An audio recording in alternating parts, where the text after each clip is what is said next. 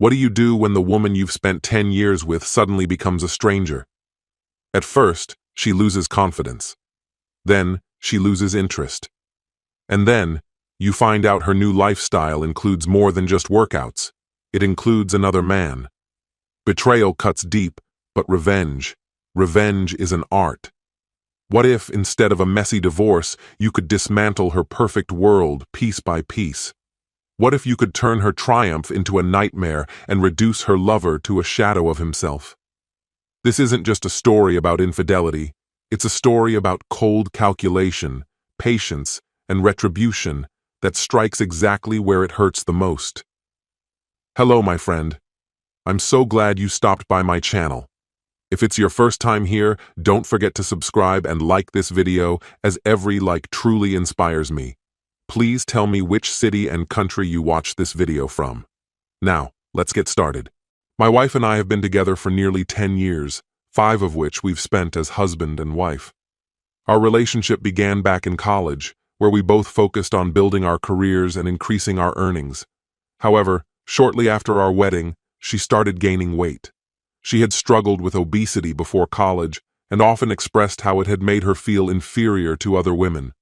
She had promised herself that she would never return to that state. Despite this, by the 3rd year of our marriage, she had put on 70 pounds.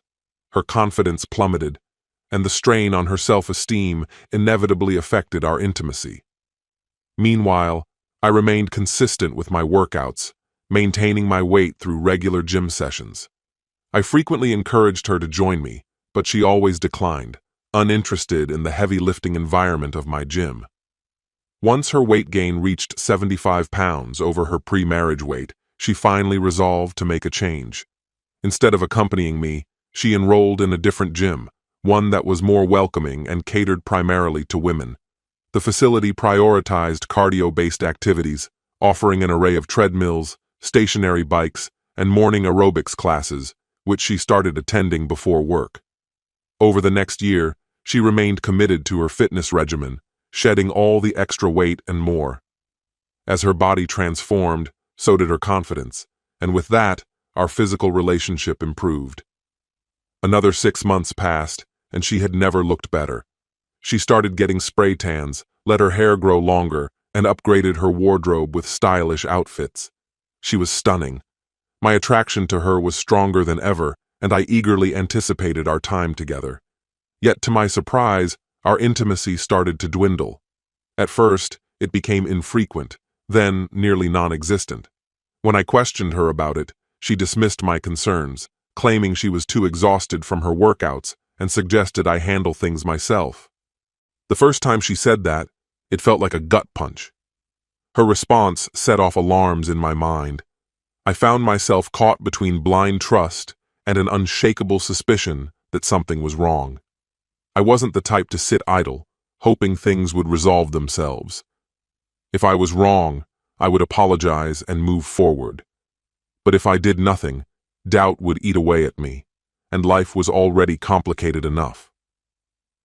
I decided to take action. I concealed a voice-activated recorder inside her purse lining and activated location tracking on her phone.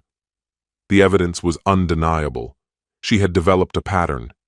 Every Tuesday and Friday morning, she wasn't just hitting the gym, she was meeting someone. Her destination was an apartment. The man she was seeing? Her trainer. His name was Derek. He was the typical fitness fanatic, obsessed with sculpting his body into perfection. His social media was a shrine to his physique, filled with gym selfies, race day photos, and flexing shots. The next 3 weeks passed in a blur of pain. My emotions swung wildly between fury and heartbreak, leaving me in a constant state of turmoil. Desperate to regain control, I threw myself into my workouts, hitting the gym twice a day, once before work and again in the evening. I convinced myself that if I improved my physique enough, she might finally notice me again. But no matter how much muscle I gained, she remained oblivious, lost in her own world. She didn't acknowledge my transformation or recognize my pain. Forget her. Legally, a divorce would be simple. We rented our home, shared a modest bank account, and owned 2 cars of equal value. The only substantial asset was her 401k, as my job didn't offer one. Then, there was the question of payback. Logically, I knew the mature approach would be to walk away with my dignity intact, focus on rebuilding my life, and refuse to waste energy on revenge. But that wasn't enough. I needed closure, and to achieve that, I had to dismantle the fantasy world she had created for herself. Consider it my version of therapy, burning everything down so I would never be tempted to look back. The plan was straightforward. I would strip away the very thing that had brought them together, their fitness-driven lifestyle. Derek lived on the ground floor of an apartment complex, his unit facing the pool. I purchased a discreet surveillance camera disguised as a light fixture and installed it, ensuring a perfect view of his front door. What I uncovered surpassed my expectations. Derek wasn't just seeing my wife, he was juggling 3 other married women from the gym. None of them even removed their wedding rings. On top of that, he had a casual arrangement with a neighbor who frequently invited him over. He had a habit of leaving his door unlocked when he went to the pool. One day, when he slipped into his neighbor's apartment, I let myself in. I installed cameras in every room, swapping out his USB wall adapters for identical ones equipped with motion-activated surveillance. From that moment on, everything streamed directly to my computer. I also took extensive photos of his apartment, documenting every detail of his space. Over the following 2 weeks, I studied his routine. He definitely had a type, women dedicated to fitness. While my wife was beautiful, 2 of his other lovers were even more attractive despite being slightly older. The third woman, who was closer to my wife's age, carried some extra weight but appeared just as eager in her encounters with him. Their meetings followed a predictable script: light conversation, flirtation, and then straight to the bedroom. Derek carried himself with confidence, but there was nothing extraordinary about him. He was simply a man who understood how to exploit attraction and opportunity. All 3 women were paying him for training. The more conventionally attractive ones handed over $100 each, while the heavier woman paid twice that. My wife, however, wasn't paying a cent. This was just the beginning. She had some kind of arrangement with him, an ongoing exchange that wasn't difficult to notice. Not long after, I stumbled upon a vial filled with substances that, upon closer inspection, turned out to be human growth hormones. It soon became obvious. Loverboy had been dosing himself not just with HGH, but also other performance-enhancing drugs. On weekends, the neighbor would stop by his place, and the 2 would spend time together, deepening their connection. I told my wife I had an urgent business meeting in Los Angeles, but instead I rented a car and drove to Ciudad Juarez. My plan was simple: hire someone who could visit multiple doctors and secure several prescriptions for birth control pills under different names. When I explained my intentions to the woman I had hired, she offered a more efficient solution. She revealed she had a trusted connection, a pharmacist who could provide unlimited supplies of whatever was needed. According to her, plenty of women turned to him for various medications. I asked if he could supply the drug in an injectable form. She confirmed he could, though she warned it was primarily meant for veterinary use. Without hesitation, she called him and arranged the deal. I drove her to the pharmacy, where she introduced me to her contact. I stated what I wanted, handed over the money, and walked away with exactly what I needed. As compensation for her assistance, I paid her 4 times her daily rate. And yes, I accepted the full extent of her services. It had been nearly a year since I had been with anyone in that way. Meanwhile, Loverboy continued injecting himself with his secret supply. Using a spare key I had found during my first visit to his apartment, I carefully emptied his testosterone vials and replaced them with estrogen. When I returned home, I swapped out my wife's HGH with testosterone. It took almost 2 months before the changes became noticeable, first in my wife. Her physique shifted dramatically. Muscle definition became more pronounced, her body responding rapidly to the hormonal switch. Along with it came an increasing irritability, her patience wearing thin over minor inconveniences, her anger flaring up unexpectedly.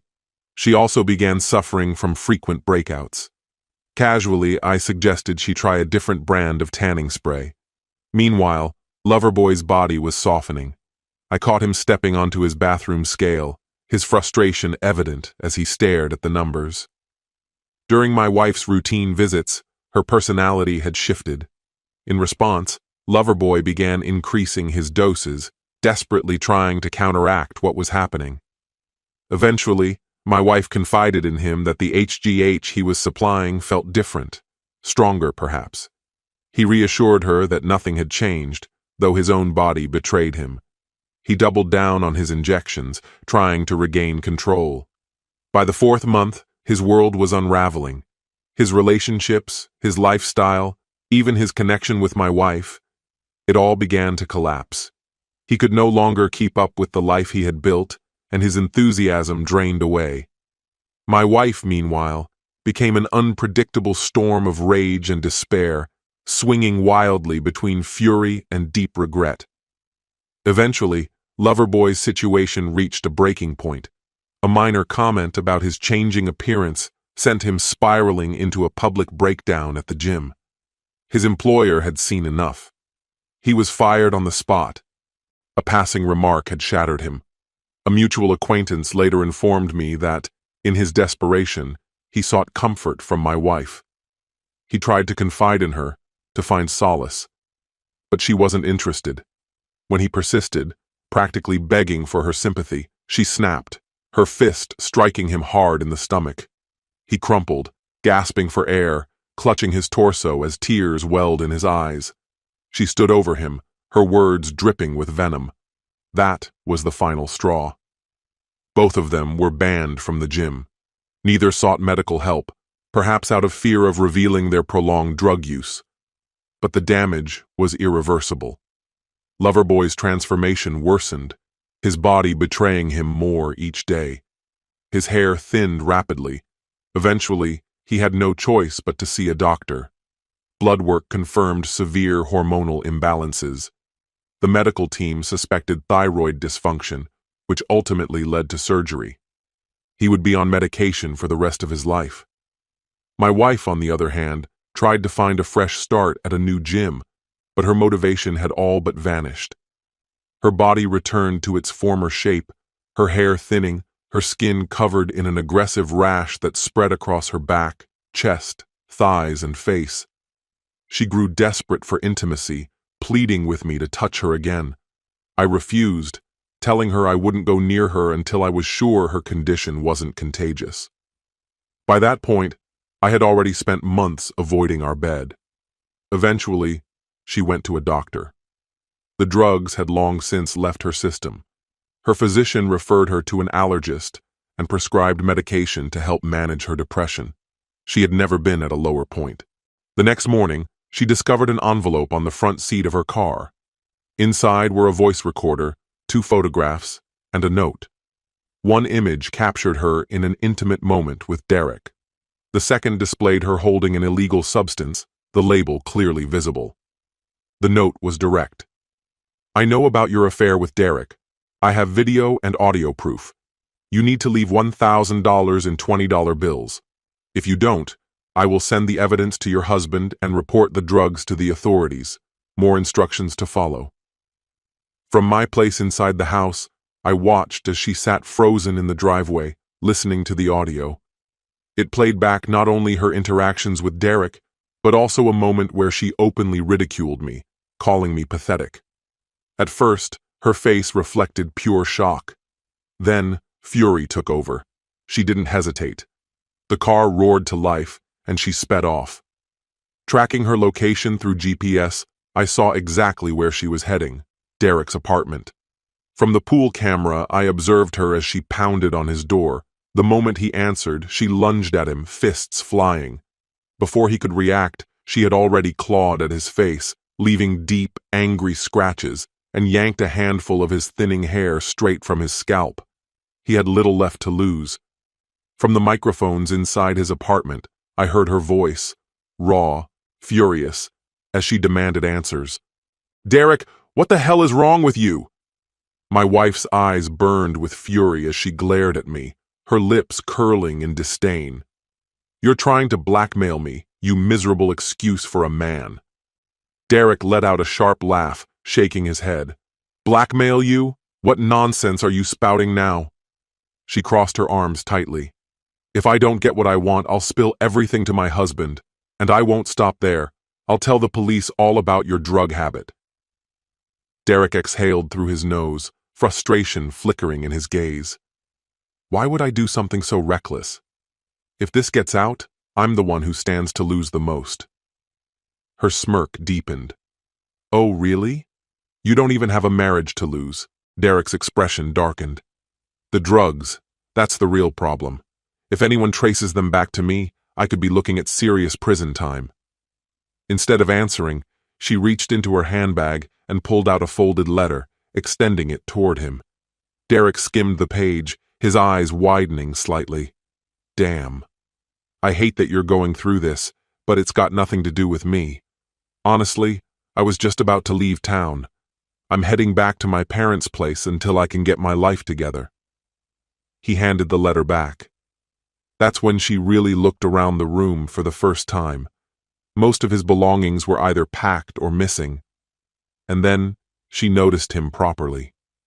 His face was battered, both eyes swollen and bruised, his right leg encased in a cast. Her expression darkened. "What the hell happened to you?" Derek let out a humorless chuckle. "Your husband isn't the only one furious with me." Her brows knitted together. "What's that supposed to mean?" Derek averted his gaze. 3 other husbands. Their wives. Well, let's just say they weren't exactly faithful. She went rigid before letting out a strangled, enraged sound. "You cheated on me with 3 other women?" Derek looked down, his voice barely above a whisper. "I'm sorry." It was the worst thing he could have said. She lunged, grabbed the front of his shirt, and drove her fist into his face, the impact shattering his nose. Derek crumpled backward, blood dripping onto his upper lip. She towered over him, her fingers still clutching the remnants of his shirt. "You're worthless," she hissed. "And if I find out you had anything to do with this, you'll regret it." Derek stayed where he was, shaking as she stormed out. That evening, the moment my wife walked in, I knew something was wrong. Her posture was rigid, her expression a storm of barely contained rage. I didn't say a word. I had already left a note in her car with simple instructions. Put the money in a gym bag and leave it in the trunk while she worked out. When she returned to her vehicle, the bag was gone. In its place sat a disposable phone. The next day I called her, my voice masked by a distorter. "That was just a test. Now, I need you to cash out your 401k and hand everything over." She scoffed. "That's never going to happen." I chuckled. "Appreciate the 10 grand, though. Enjoy your divorce, your time behind bars, and your family finding out who you really are." She tried to negotiate, but I ended the call by sending her a video. That broke her. It took her a month to withdraw the full amount. When she finally did, I instructed her to place the cash in her husband's car while he was at the gym. I promised her this would be the last time she'd ever hear from me. Still, I tracked her movements and quickly realized she was tailing me. That evening, she parked a short distance away, her eyes locked onto my car. To throw her off, I purchased a large container of protein powder and asked a gym trainer to place it in my trunk. Then I went to work out. When I returned, she was standing beside my car, peering inside. The protein powder was still there. The cash? Gone. A few days later, I took her to an upscale restaurant for our anniversary, a place where men wore tailored suits and women dressed in elegance. We ordered drinks, and when they arrived, I slid a manila envelope across the table. She hesitated before picking it up. "What's this?" "Your divorce papers." Her hands trembled as she flipped it open. Inside were photographs, clear, indisputable proof of her affair. Her face paled. "Where did you get these?" I smirked, sipping my drink. "Someone left them on my car seat at the gym." Her eyes welled with tears. "I love you. We can fix this." I leaned forward, my voice even. You've been with him for almost a year. I know everything. How you plan to take everything and disappear with him.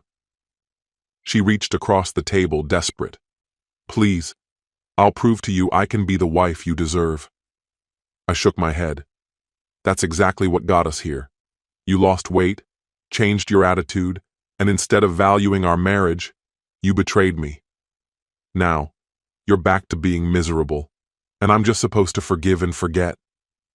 She sat frozen, the weight of my words crashing down on her.